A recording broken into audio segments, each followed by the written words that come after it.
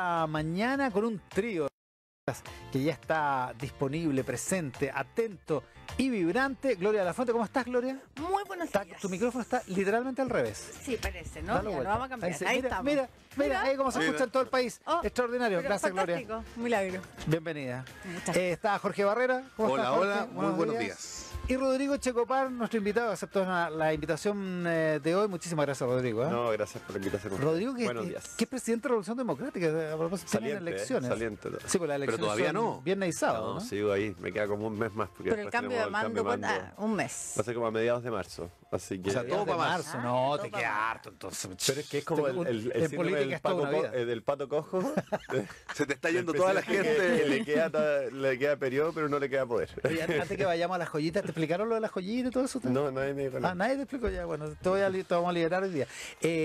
Antes de las joyitas, ¿cuánta gente va a votar más o menos? ¿Crees tú? Mira, en mi elección fueron casi 2.000.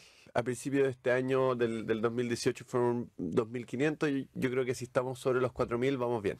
4.000. O sea, ¿De es que cuántos como un militantes? 10%. 40.000, sí. 40.000. Claro, un 10% de todo el padrón. Ya, Gloria de la Fuente, una joyita para comenzar. Una joyita, mira, a propósito de la inauguración, la buena noticia de la inauguración de la línea de 3 del metro ayer, yo creo que, y la cierta polémica que hubo en redes sociales entre, gracias Presidenta Bachelet por el metro, una cosa, un lienzo que se instaló en Independencia de un grupo de mujeres, y la discusión que había sobre quién finalmente, a quién se le podía atribuir el logro. el metro. Yo creo que hay que hacer una distinción importante a propósito de... Sí, pero son como... Discusión Son como de alta ridículos, política. De alta sí, y política. como mezquindades al final. Y yo creo que tiene que ver con una cosa que está en el fondo de esta discusión, que es distinguir entre políticas de gobierno y políticas de Estado. Esta idea de periodos presidenciales de cada 4 años, que cada 4 años parece como que queremos reinventar el país, partir de cero, es una mala cosa. Yo creo que lo de ayer es un logro de consecutivos gobiernos. Una cosa, licitar el metro, construir el metro, etcétera, es una cuestión que demora años, muchas Demora veces 8 trasciende. años desde que lo hacen. Exactamente, trasciende por lo tanto un periodo presidencial, y la relevancia de esto es que la continuidad nos permite tener una cuestión tan relevante como 22 kilómetros de metro, que finalmente le soluciona el problema a un montón de personas y disminuye. De hecho, es tan así que se está trabajando en la ampliación de la línea 3, que son 3 estaciones más. Así es. Que demora, lo decía Iván Poduje ayer en página 13, como 4 años más. Y vamos O sea, a terminar el son dos 2026 etapas. con hasta la línea 9, y que va a solucionar mucho del problema la de línea 10, traslado, como ya pero no como el presidente dijo ayer. Se pasó de rosca y entonces, el presidente ayer. Exactamente. Con la línea 10. Estaba chistoso. Sí. Era, Estaba muy claro, bueno. esa- Además con la cara de Luis de Gran Chay. hasta Valparaíso va a llegar la línea. Claro. Esa va a ser la nueva. Pero yo creo que la joyita entonces es eso, el foco en las políticas de gobierno y esta cosa como de querer reinventar permanentemente el Estado, el país o las políticas públicas, y esta mirada a largo plazo que son las políticas de Estado, que es donde yo creo que vale la pena no ser mezquino. Yo creo que las miradas de largo plazo que contribuyen al desarrollo del país, yo creo que son las cosas que van en la línea correcta. Me gustó tu joyita. ¿La quiere comentar, Barrera? Sí, voy a partir esta mañana absolutamente de acuerdo con Gloria de la Fuente, como todas las mañanas Para de los terminarla miércoles. absolutamente. No, para nada. Terminando para nuevamente nada, la transición, como porque diría en Venezuela. Creo Se acabó la que transición, se creo acabó. que hay un tema bien fundamental y que no ocurre solamente con respecto al metro o grandes políticas de Estado.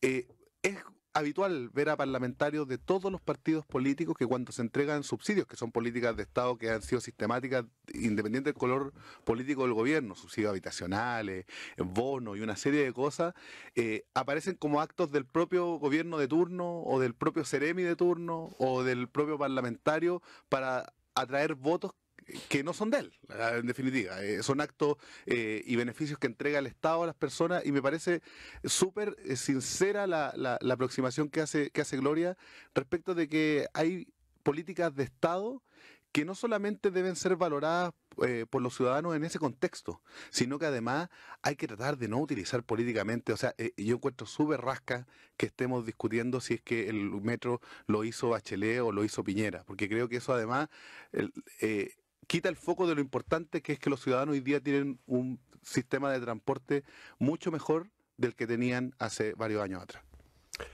Y si Michelle Bachelet se repite el plato por tercera vez, le podría tocar inaugurar la línea 7. Por supuesto, O la 10. por supuesto. O la 10, que es Pero Rodrigo un poquito Checopar. la política del espectáculo, ¿no? Como uno sube o baja dependiendo de la cantidad de fotos en inauguraciones.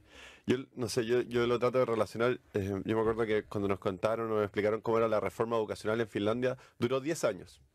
Duró 10 años que la desde discusión. que partió, no, desde que partió la implementación Ah. hasta que no fue una ley que se pasó y listo, sino que duró 10 años. Eso también es una política de Estado, eso es un debate democrático en donde uno dice, mira, estos van a ser los principios y valores bajo los cuales vamos a regir esto. Yo pensaría que ojalá le diéramos más valor a cuál es la forma en que estamos entregando subsidios habitacionales o solucionando el problema de la habitacional en nuestro país o el transporte. Y no tanto la disputa, el por quién es el que corta la cinta. A mí también me gustaría ver más generosidad en todo caso en ese último momento. Pero ¿sabes qué? Igual Además, estaba porque buena tiene- el codazo ayer para la Sí, foto, ¿eh? pero Después de además, Piñera. pero además tiene como un trasfondo que también es súper importante, que tiene que ver con, o sea, finalmente cuando tú solamente quieres generar como políticas efectistas y finalmente tener esta discusión de corto plazo, yo creo que se ven otras cosas, efectivamente, lo que tenéis son políticas públicas o a veces una pérdida para los ciudadanos, y lo hablábamos la semana pasada, y ahí sí vamos a empezar a discrepar ahora. Ahora vamos a hablar del piso justo. Pero por ejemplo, pero claro, cuando tú tenés problemas de fondo, cuando lo que había en el fondo es una política pública sistemática a propósito de la no selección, digamos, ¿no? O evitar la selección. Y lo que tratas es de reponer, cuando tú no tienes todavía resultados de esa política pública que está en implementación, y lo que tratas de reponer es una discusión sobre el mérito y que finalmente tiene que ver con una cosa mucho más acotada, volvemos a la discusión sobre políticas públicas versus de gobierno versus políticas públicas de Estado, ¿no? Y reducimos entonces el debate a una cuestión que es mucho más pequeñita. Y entonces yo creo que ahí es donde falta de repente generosidad en la discusión sobre las miradas de largo plazo en un país, porque cuestiones tan relevantes como la educación, que tiene efectos sobre finalmente el modelo de desarrollo del país o la posibilidad que tienen las personas de desarrollar su proyecto de vida, su proyecto de comunidad, son cuestiones súper relevantes y que debieran involucrar mucho más a la sociedad en su conjunto. Yo quiero... ¿Joyita, Jorge Barrera? Joyita, bueno, queréis comentar? quiero comentar porque son cosas bien distintas y por una razón súper simple, porque no existe discusión respecto, por ejemplo, de la implementación de una nueva línea del metro. Como sí existe una discusión política respecto de qué es más justo y qué es menos justo para la admisión escolar en los liceos de alta exigencia. Eso solamente para dejarlo claro, porque la mirada no todo puede ser visto como mirada de Estado cuando existe discrepancia política legítima respecto de los fines y los medios para poder conseguir ciertas cosas.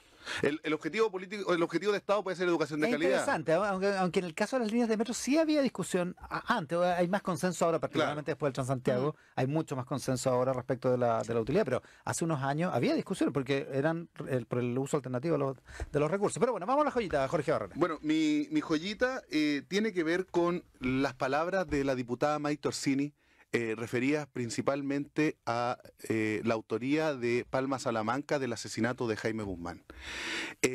Cuando uno se equivoca una vez, uno puede calificarlo como un error. Cuando uno lo hace 2 veces, uno puede decir que estamos frente a ingenuidad. Cuando uno lo hace 3 veces, ya es contumacia. Y uno espera ver que quizás detrás hay un objetivo político o hay una intencionalidad política. ¿Por qué lo digo? Por una razón muy simple, porque no se producen estas declaraciones de manera casual. Justamente se producen hoy o a días de que se conozca la resolución de Francia para poder extraditar a Palma Salamanca. Lo que desconoce la diputada Orsini son las declaraciones de la propia madre de Palma Salamanca.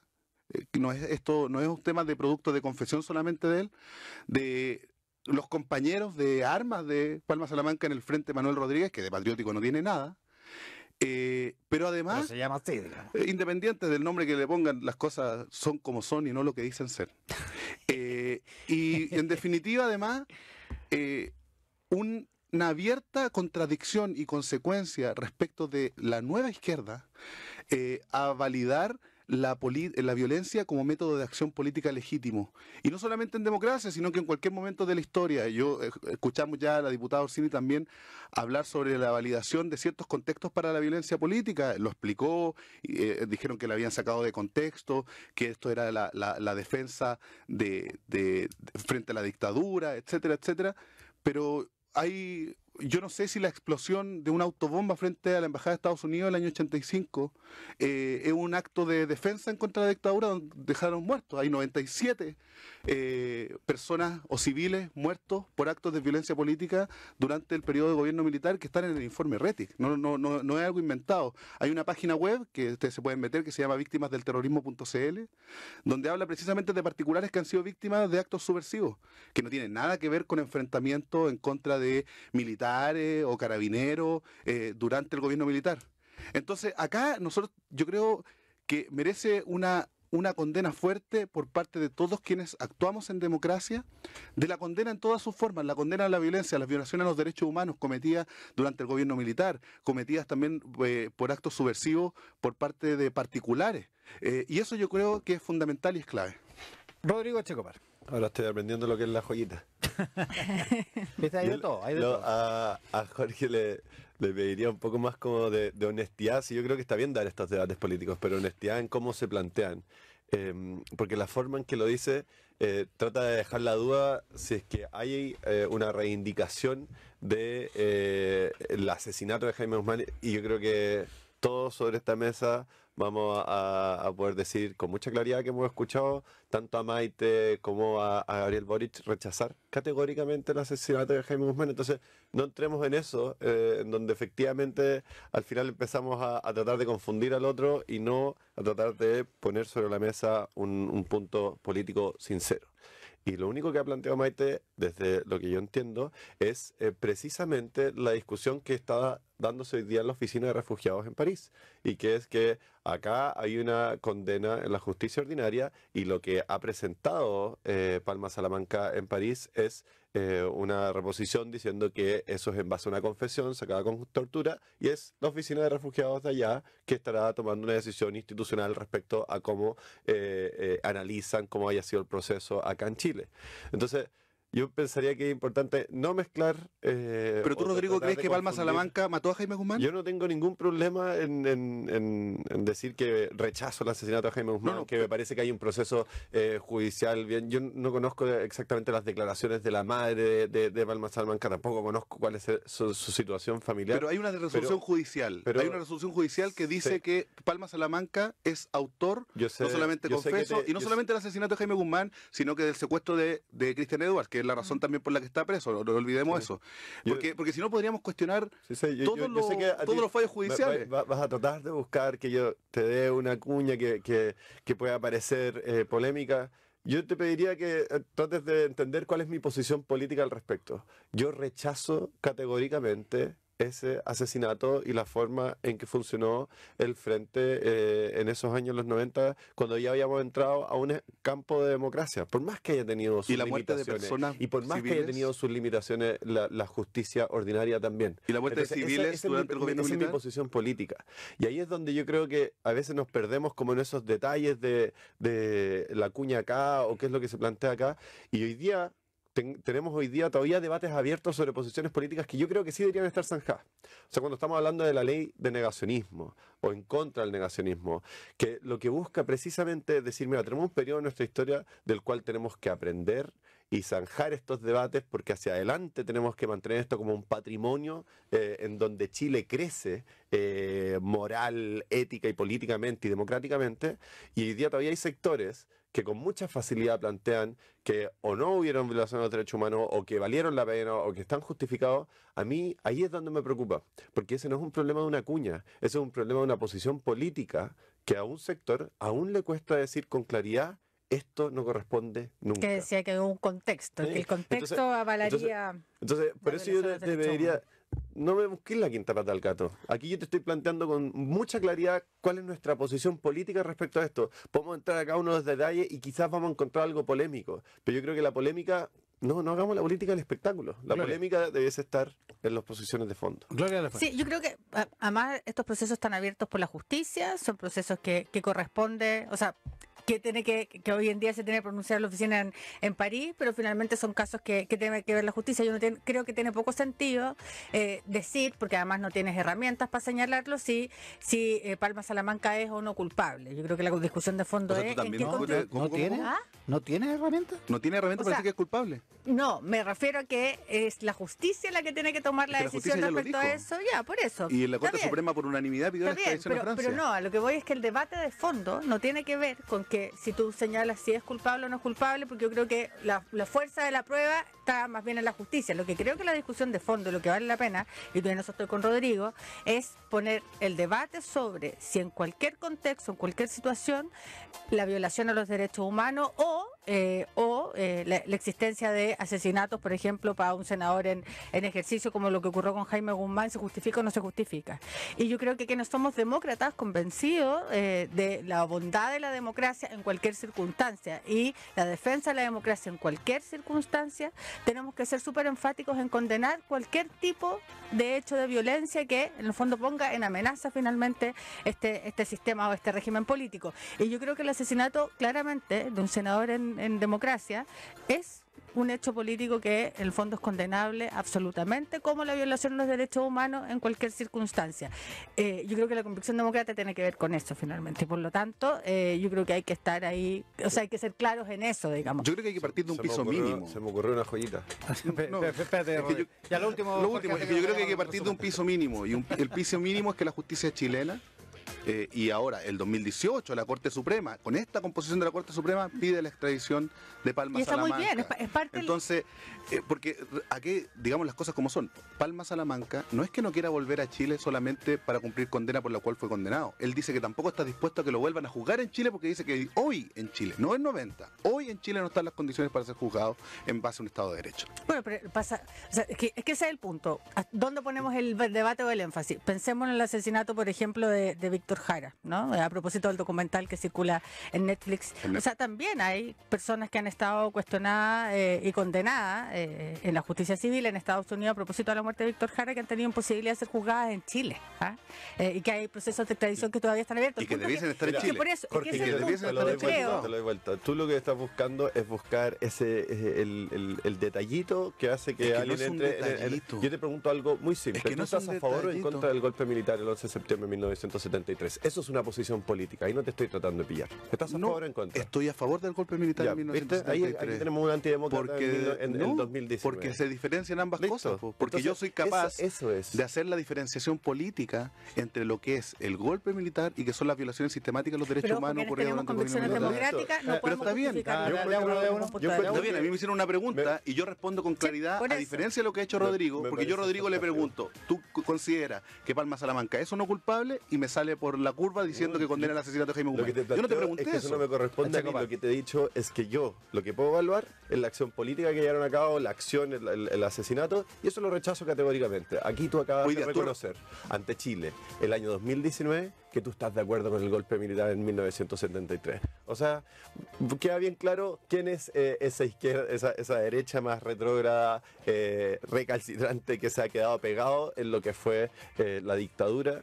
Y yo creo que eso es lo más polémico que he escuchado durante esta semana. Alguien que siga defendiendo el golpe militar del 2019. Ya, 9 de la mañana con un minuto. Rodrigo Echecopar estaba con la palabra. Jorge Barrera, Gloria de la Fuente están haciendo la conversación de política y actualidad de esta mañana con una presentación de Concocha Viaja Mejor. 9 con 1, resumen de noticias.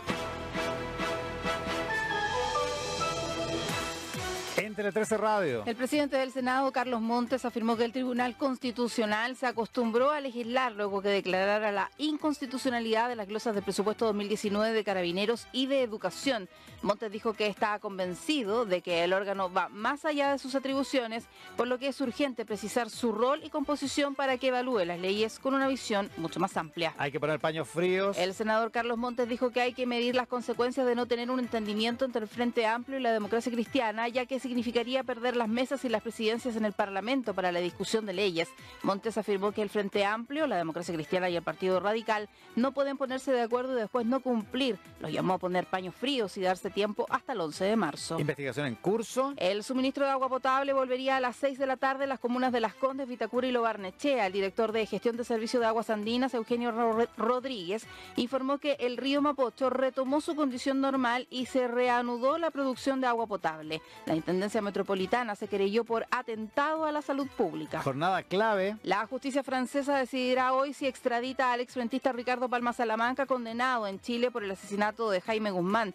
En la última audiencia del pasado 12 de abril, el Ministerio Público francés se pronunció en contra de la extradición del exfrentista, a quien la Oficina Francesa para los Refugiados y los Apátridas concedió el asilo político. La guerra de la jibia. El ministro de Economía, José Ramón Valente, anunció la creación de una mesa de diálogo entre pescadores artesanos artesanales y trabajadores del sector industrial por la ley de la jibia. Valente aseguró que este no es un problema que ha generado el Ejecutivo y esta mañana comenzarán las reuniones para destrabar el conflicto y perfeccionar la ley. Sigue la tensión. La oposición en Venezuela se prepara para la segunda jornada de protestas en contra de Nicolás Maduro, a quien consideran como usurpador. Juan Guaidó, presidente de la Asamblea Nacional, busca consolidar su liderazgo. El chavismo también convocó a una serie de marchas en varios puntos de la capital en defensa de Maduro. Sigue el operativo. Se reanudó la búsqueda del avión en el que viajaba el jugador argentino Emiliano Sala. La aeronave que trasladaba al futbolista desapareció en el Canal de la Mancha. 2 aviones buscarán en un área específica donde creen que hay más probabilidades de encontrar algún vestigio de la aeronave. El resumen de noticias, una presentación de Clínica Oftalmológica Pasteur, excelencia en salud visual. Actualidad pura, pura actualidad. Mesa Central. Carlos Montes dijo recién, así hace un rato acá en Tele 13 Radio, dijo que el Tribunal Constitucional estaba acostumbrado a legislar. Yo le pregunté, ¿usted está ocupando el verbo legislar? Y no me parece que está haciendo una metáfora. Y él dice, no estoy haciendo una metáfora, básicamente. Está legislando, de hecho, está yendo mucho más allá de sus atribuciones. Esto a raíz de que ayer se cumplió el plazo y salió finalmente el fallo. Se conocía la decisión antes, pero salió el fallo, la argumentación del tribunal sobre la impugnación de 3 glosas de la ley de presupuesto. A ver, hay una reforma, que es una reforma que está prometida, hay un tema con el Tribunal Constitucional que está molestando ya de sobremanera a la oposición, Gloria. Sí, yo creo que hay un tema ahí. Pues a ver, primero, y se ha discutido incluso al calor de la campaña presidencial anterior, sobre todo porque parte importante, no nos olvidemos de la reforma de la presidenta Bachelet, terminaron en el Tribunal Constitucional las grandes reformas y también reformas relevantes o leyes más relevantes, por ejemplo, como el aborto en 3 causales, ¿no? Es una práctica recurrente y esto involucra a izquierdas y a derechas en general, de que no hay distinción.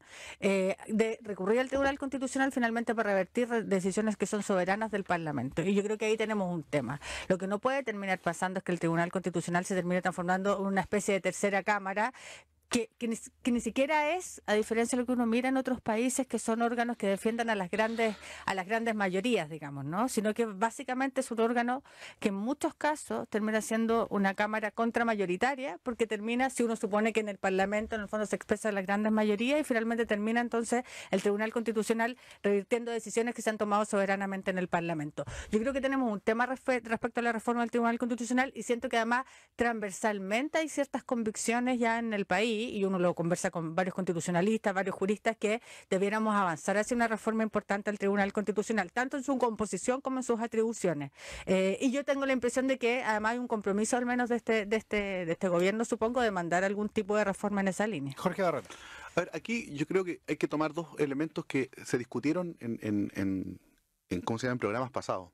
El primero respecto al concepto de democracia.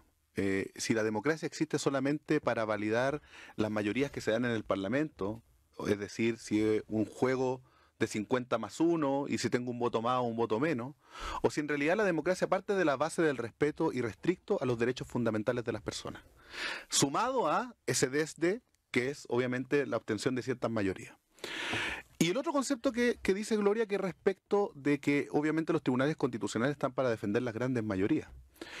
Los derechos fundamentales existen principalmente para defender a las minorías. La gracia de que existan derechos fundamentales garantizados por la Constitución es para que el grande no le ponga el pie encima al chico. Es principalmente para aquellos que son desventajados puedan, obviamente, poder hacer valer y ejercer sus derechos en democracia.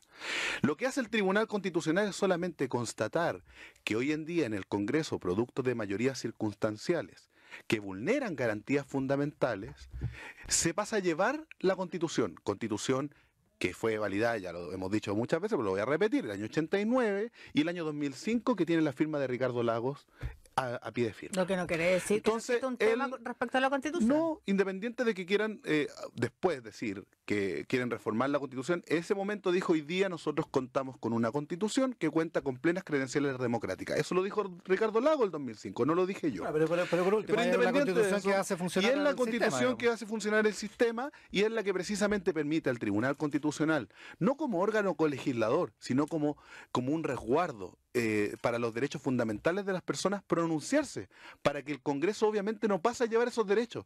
No se pueden pasar a llevar los derechos humanos de las personas por la simple mayoría de los congresistas en el Congreso, salvo que modifiquen la Constitución. Para modificar la Constitución requieren ciertos quórum, que son 2/3 para ciertas cosas y 3/5. Pero obvio, el derecho de conciencia, la libertad de conciencia es un derecho humano. El derecho a la Eso no está solamente en la Constitución. Eso está en la Declaración de Derechos Humanos de las Naciones Unidas. Echecopar, a ver. Yo creo que Jorge tiene algunas confusiones que es importante de ir aclarando. En general, los tribunales constitucionales existen en otros lugares, en otros lados del mundo. El problema es que no funcionan como funciona el Tribunal Constitucional acá en Chile, que lo que se ha convertido es, como decía Gloria antes, en una tercera cámara. ¿Y por qué funciona así? Porque hoy día cualquier cantidad de parlamentarios puede hacer una reserva de constitucionalidad y apenas sale la ley del Congreso tiene que pasar por el Tribunal Constitucional. ¿Cómo sucede en otros países? Es que una vez que está en aplicación la ley, ese caso se puede llevar ante el Tribunal Constitucional y ahí es donde se revisa si es que se están respetando los derechos fundamentales. Pero yo creo que abriste una discusión que es aún más interesante y que tiene que ver con estos derechos constitucionales que parece que están resguardados en una Carta Magna que porque Ricardo Lagos se le ocurrió dar una cuña en algún momento en donde hablaba sobre que tenía algún nivel de validación democrática, eso le quita que haya tenido un origen en donde determinó cuáles iban a ser los derechos y la historia y el marco político del país. Entonces ahora, volviendo a las preguntas de sí y no, ¿a ti te parece que la Constitución, digámoslo el 88, antes del 89, era una Constitución legítima? Pero absolutamente. Ah, y por ya, una ok, razón. o sea, no, acá- pero déjame responder. No, porque es que estoy haciendo sí o no, después te va a dar un porque problema. me deja dar mi Un fundamento. segundo. No, que Entonces, deja dar a mi mí me fundamento. parece Deja que interesante. termine Ya este tenemos, compadre. tenemos un panelista que primero ya validó el que me golpe de está- Estado del 73. Le parece que la Constitución, después del 80, en un proceso que fue escrito entre cuatro paredes, implementada en un plebiscito con sangre y fuego, sin ninguna garantía democrática, le parece que era una Constitución legítima. Y es a partir desde esa Constitución que se han tenido todas las negociaciones democráticas para el 89, para el 2005, es decir, condicionado por algo que desde tu punto de vista es legítimo, pero no tengo ninguna duda de que el 90% de Chile sabe que esa elección y ese referéndum fue un fraude y que esa Constitución no tenía ninguna legitimidad. A ver, Entonces ahí es en donde yo creo que entremos en esa discusión de fondo. A ver. Abrámonos y por último, el Tribunal Constitucional se ha convertido un poco en el binominal, algo que todos critican, todos saben que está mal, pero en verdad hay poca disposición a cambiarlo y a mí me gustaría que eso cambiara. A ver, Jorge Barra.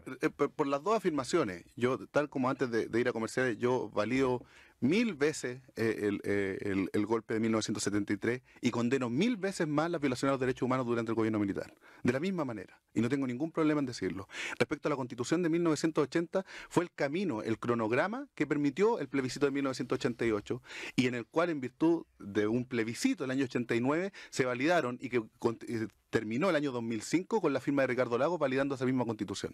El régimen democrático validó en su ejercicio la Constitución del 80, independiente de las discusiones que podamos tener respecto del origen o no respecto de la Constitución del 80.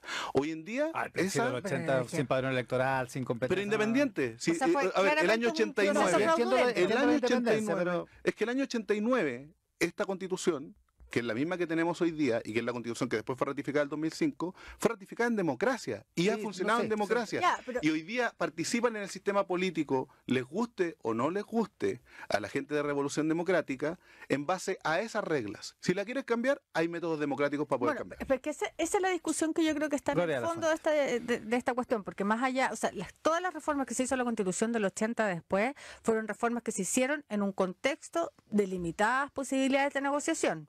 O sea, incluso las reformas más relevantes, que fueron las reformas del 2005, que lograron terminar con algunos, no con todos los enclaves autoritarios, finalmente terminaron también siendo parte importante de periodo presidencial. Por ejemplo, para poner un ejemplo, o sea, tironeo finalmente entre una minoría que estaba súper sobre representada y una gran mayoría que era finalmente los gobiernos, los representantes de la centroizquierda en ese minuto de la concertación. Tengo la impresión de que países que han alcanzado cierta evolución o cierto desarrollo democrático merecen darse este tipo de discusiones, más aún cuando vemos que el marco institucional que da, en el fondo cabía aquello, entre ellos, por ejemplo, la discusión que se abre a propósito del Tribunal Constitucional, pareciera que está generando ya un problema que es reconocido y transversalmente reconocido respecto a cómo estamos funcionando como país, cuáles son las garantías, cuáles son los derechos, cuál es la composición de esa instancia que finalmente termina resguardando situaciones o derechos que a veces yo creo que tenemos que discutir, ¿no? Oye, una sola cosa para que pasemos al otro tema, que es la teleserie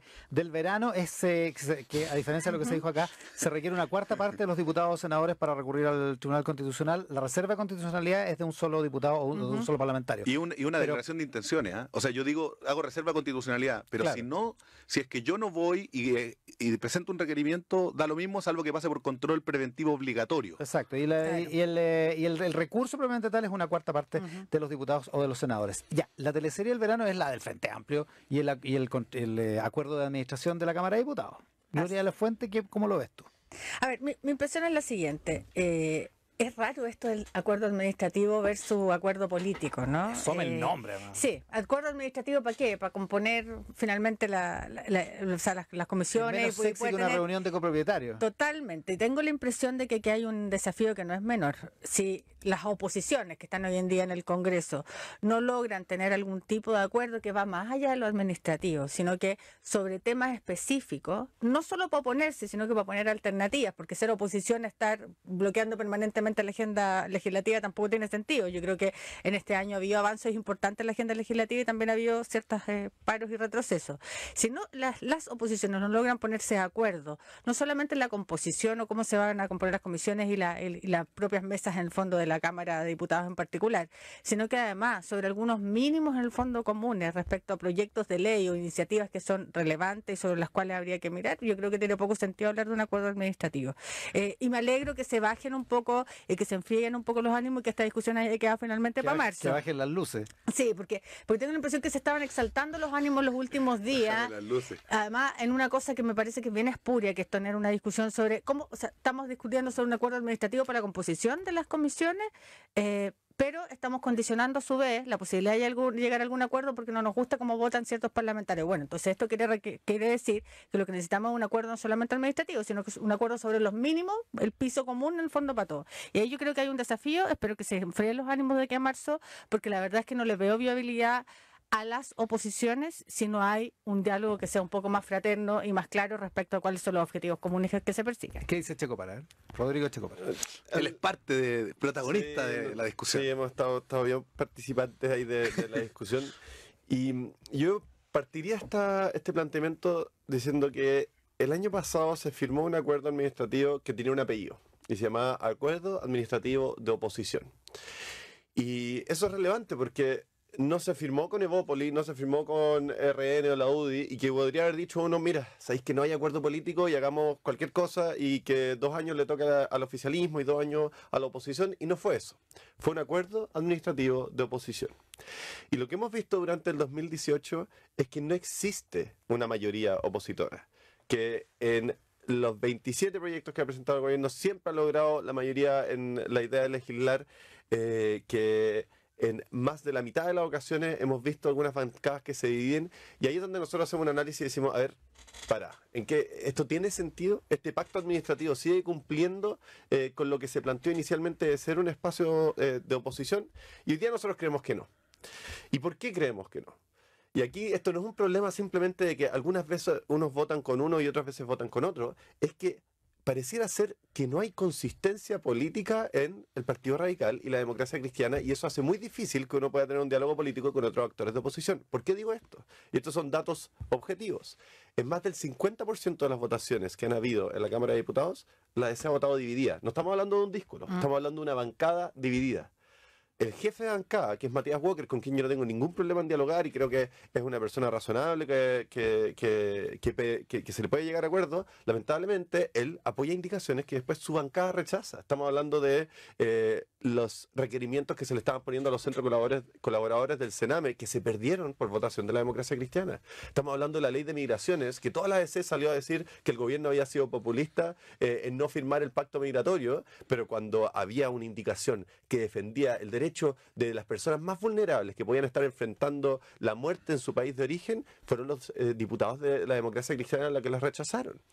Estamos hablando del Partido Radical, que el presidente del Partido Radical decía, mira, no, el gobierno tiene que entender que somos un partido opositor, pero la bancada fue corriendo a juntarse con ellos y salió a decir que les parecía interesante la idea de admisión justa. Entonces, desde Ahora, en la práctica fue la directiva la que fue a almorzar a La Moneda. entonces, lo que nosotros vemos es que es difícil decir hoy día, oye, existe una mayoría opositora. Nosotros desde el Frente Amplio queremos que haya una mayoría opositora. Eso no significa que todos piensen como nosotros, ni que votemos igual, y creo que lo hemos demostrado en la mixta de identidad de género, de cohecho. Hemos impulsado un espacio de diálogo por el tema del conflicto de la Araucanía. Sabemos que vamos a tener diferencias, pero sí hay disposición a diálogo, pero que sea un diálogo consistente y en serio, y que no estemos simplemente... Porque yo entiendo lo que dice Carlos Montes, pero las presidencias de las comisiones, de la mesa, tienen un sentido político de darle algún nivel de conducción política a la oposición. Cortito, Gloria, pero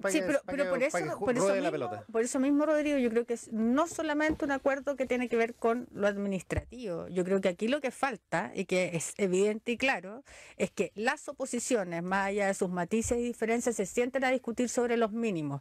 Y eso es avanzar hacia no solamente una cuestión administrativa, sino que sobre es que yo creo que hay un par de proyectos de ley que son clave. Hay otras cosas donde cada bancada verá lo que es lo que hace, digamos, pero hay algunas cosas que son claves. Y esa conversación no se ha dado, y yo creo que hay que sincerarla y generar las condiciones para que se den. Jorge Barrera, que se solaza al otro lado. No, claro, yo estoy como el meme de Michael Jackson comiendo palomitas de maíz, viendo cómo se agarran entre todos, como el GIF, comiendo palomitas de maíz, mientras discute la oposición fraccionada. Pero esto tiene que ver con muchas cosas. Lo discutíamos con Gloria en programas pasados también, respecto de que la oposición ha decidido unirse más allá del fondo solamente por un tema de forma, porque lo primero es sentarse a conversar, y que eso ellos lo pueden tener como un piso mínimo, y eso es necesario, porque si no te sientas a conversar no hay nada que hacer. Pero hay algo muy importante en lo que dice Rodrigo, que es respecto de la falta, más que de coherencia, porque no tiene que ver con la bancada propiamente tal, sino que de disciplina política de los parlamentarios respecto de sus bancadas. Y esa es una discusión muy de fondo respecto de lo que ocurre hoy día en los conglomerados. Vemos, obviamente, también en el mismo Revolución Democrática distintas posturas respecto a distintas cosas, y eso es válido, es diverso respecto a los partidos políticos. Pero el tema, no, pero lo digo por otra cosa, no es para atacar a RD. Yo lo que digo es que el dato fáctico es que los parlamentarios, o la mitad de la democracia cristiana, va a seguir votando con el gobierno. Ese es un dato que no va a cambiar. Entonces, respecto a ciertos y determinados proyectos de ley, entonces esto tiene un camino sin fin si es que se siguen los cuestionamientos eternos. ¿Qué es lo que van a hacer? Van a firmar un pacto de oposición no a través de las bancadas como representante legítimo, sino que a través de los propios parlamentarios, para firmar un acuerdo común, porque la mitad de la democracia cristiana, lo quieran o no, va a votar con el gobierno respecto a ciertas cosas que son de sentido común, a la larga liderados por Fuad Chaín, que es el presidente de la democracia cristiana. ¿Sentido común de quién? Es que es el sentido común de hoy día, que el 80% apoya, el 80% apoya admisión justa. Ese es el sentido común que hoy día tiene la ciudadanía. Ya te pasaste 3 pueblos. 80% salió ayer. 64 Yo quiero tomar 63. algo de lo que yo, cuando entendí lo que era la joyita, tenía una joyita que era, una diputada del Frente Amplio me comentaba que el otro día había estado en una actividad con el diputado Pablo Lorenzini de la ADC, y él mismo le había dicho, yo no soy de oposición. Entonces, ahí hay una pregunta que ellos mismos tienen que contestar. O sea, Jorge lo plantea ahora como respecto a la división. Salió hace un par de meses un estudio de Demodata, que es de la Universidad de Concepción, sobre la coherencia y consistencia de las bancadas políticas. La bancada que vota de manera más separada en el Congreso es el de la democracia cristiana. Entonces, acá se necesitan algunos mínimos para poder decir, oye, estamos hablando entre fuerzas políticas que pueden tener diferencias, pero que son capaces de llegar a un acuerdo consistente. Hoy es dudoso que tengan los mínimos. Pero sí hemos dicho algo muy concreto, y que es que queremos llegar a un acuerdo de oposición. Y para eso vamos a hablar con todos los partidos de la oposición, no solamente con la democracia cristiana. Y cuando la DC dicen, no, primero voten por Gabriel Silver en marzo para la presidencia de la Cámara y después conversamos. Bueno, nosotros hemos dicho que en las condiciones actuales nosotros creemos que no se han mantenido las condiciones iniciales del pacto administrativo, y nosotros no lo vamos a prolongar. Es que ese es el punto. Pero sí vamos a hacer una invitación y vamos a invitar pronto a los otros Es que partidos. ese es el punto. Yo creo que es súper espurio pensar en que el acuerdo sea solo administrativo y que por lo tanto tenga que ver con la correlación de fuerzas para llevar ciertas personas. Pero si así funcionó todo el año. Y siempre Sí, funciona. no, sí, pero es que justamente el resultado es que la oposición no ha logrado generar una conversación mínima para poder tener posición respecto a las cosas, excepto en los temas tributarios, por ejemplo, y otras cosas. Pero lo Pero que creo que pero ha les defendido falta, una posición pero yo estratégica, creo- que es la presidencia sí, de las pero creo que lo que les falta a esta discusión es tener una mirada común, de los mínimos comunes respecto a qué es lo que se está dispuesto a apoyar, qué cosas son alternativas que se pueden trabajar desde las oposiciones a aquellas cosas que plantea el gobierno, porque insisto, esto no es solamente, no se trata más bien de obstruir la agenda legislativa del gobierno. Yo creo que es un error pensar que la oposición se trata todo el rato de obstruir, al revés, es plantear alternativas a aquello que el Ejecutivo ha planteado. Yo creo que, por ejemplo, más allá que yo creo que en lo público, en la discusión pública se perdió lo de aula segura, yo creo que la oposición perdió en esta discusión, pero logró tratar en el Congreso de revertir cosas que eran bien relevantes de ese proyecto de ley. Más allá que la opinión que pública yo sí. creo que perdió porque nada que hacer, digamos, pero si hay una mirada común respecto a este tipo de cosas o respecto a algunas materias en particular, yo creo que eso es avanzar más de lo que tuvimos este año. Borrero, lo último. Ahora, lo que pasa es que en los proyectos donde se ponen por frente las personas, obviamente la oposición razonable olvida y deja atrás su ideología y termina apoyando obviamente a las personas. Eso ocurrió obviamente con los fondos para la subvención para el Sename y va a pasar ahora también con el nuevo servicio de protección que reemplaza al Sename, donde está de acuerdo el propio Walker, Gabriel Boric, y hasta recibió el apoyo de Hugo Gutiérrez. Lo que pasa es que hay cosas en donde ¿Cómo se logra al final plasmar un acuerdo en donde la oposición no va a estar 100% de acuerdo siempre? Pero eso siempre es Entonces, así, eso va a ocurrir y va a ocurrir el día de mañana en donde va a haber cosas razonables que va a apoyar no solamente la democracia cristiana, sino que también el Frente Amplio. Y el Frente Amplio, nosotros lo dije antes, en identidad de género, en cohecho, en el tema del conflicto de la Araucanía hemos buscado diálogo.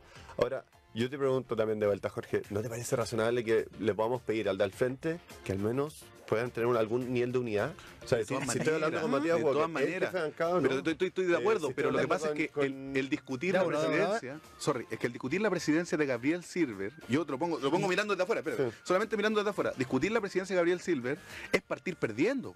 O sea, yo soy demócrata cristiano y a mí me discuten el próximo presidente que me toca a mí después de haber apoyado la presidencia anterior, o sea, me está jodiendo. Po. Y yo Estoy tocando la oreja. Claro, El Frente y yo Amplio- soy tonto hasta las el Frente 12 Amplio nomás. nunca ha buscado esto para acceder a más espacios de poder. Mira, el Frente Amplio tiene 20 diputados y diputadas y no va a tener ninguna presidencia ni participación en la mesa de la Cámara. La democracia tiene 14 diputados y diputadas y va a tener 2 años la presidencia. Hicieron una gran negociación, yo los felicito, porque a nosotros no nos interesa esos espacios del poder por espacios del poder, sino porque tienen un sentido. Pero había unas diputadas que querían. Sí, pues, Pero no, sí, al final pero no decidimos, prosperó. decidimos que era más importante El poder llama. el sentido que había detrás En del las acuerdo comisiones. que tratar de acceder a una presidencia porque sí o porque no.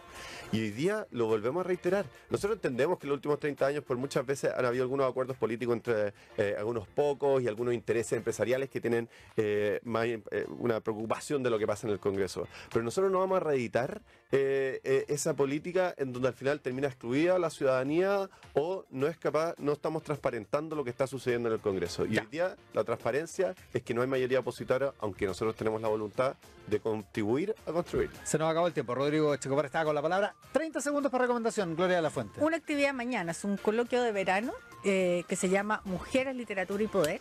Mira. Sí, participo yo. Bueno, Muy bien. Yolanda Pizarro, autobombo esto. Yolanda Pizarro y María José Viera Gallo. Una discusión bien interesante sobre cómo la literatura finalmente se hace cargo también de los movimientos, de los fenómenos sociales. ¿Dónde es esto? Mañana, en base pública, Las Tarrias 90, a las 7:30 de la tarde, organiza Libros y Bibliotecas, que es una organización dedicada al fomento lector y a la promoción, en el fondo, de este tipo de actividades. Mañana a las tardes 90, 7:30 de la tarde. Jorge Barrera, 30 segundos, recomendación. Volviendo a la recomendación, en la zona donde vivo, después de que me retaran por el tema del Festival, El Festival de la Sandía. que fue el fin de semana pasado, vengo a recomendar una visita nocturna al Buin Zoo. Se hace todos los sábados de enero. desde las 8 de la noche hasta las 12 de la noche, principalmente para que vayan con la familia. Hay una representación por parte de las personas que trabajan en el Buinzo y animales que obviamente no se pueden conocer bien durante el día, principalmente felinos que solamente salen durante la noche. Un panorama familiar para que puedan compartir. ¿Qué tal? Noche de Buinzo. Sábado a la noche. Sábado a la noche. Ya. Rodrigo Checopar, 30 segundos. Están todos ahí recomendando sus panoramas y yo en mis tiempos libres estoy tratando de leer. Así que voy a recomendar el libro que estoy leyendo que se llama Los cipreses creen en Dios, que es una novela gironela sobre el comienzo o la parte anterior a la Guerra Civil Española, que es muy linda y muy triste. Mira, los cipreses creen en Dios. Los cipreses creen en Dios. Mira qué bonito. Rodrigo Checopar, muchísimas gracias por aceptar nuestra invitación hoy día. Gloria a la Fuente, Jorge Barrera. Muchas gracias. Conversando de política y actualidad esta mañana acá en Mesa Central. Que les vaya muy bien. Gracias por el programa. Buenas Gracias. Buenos días. Estás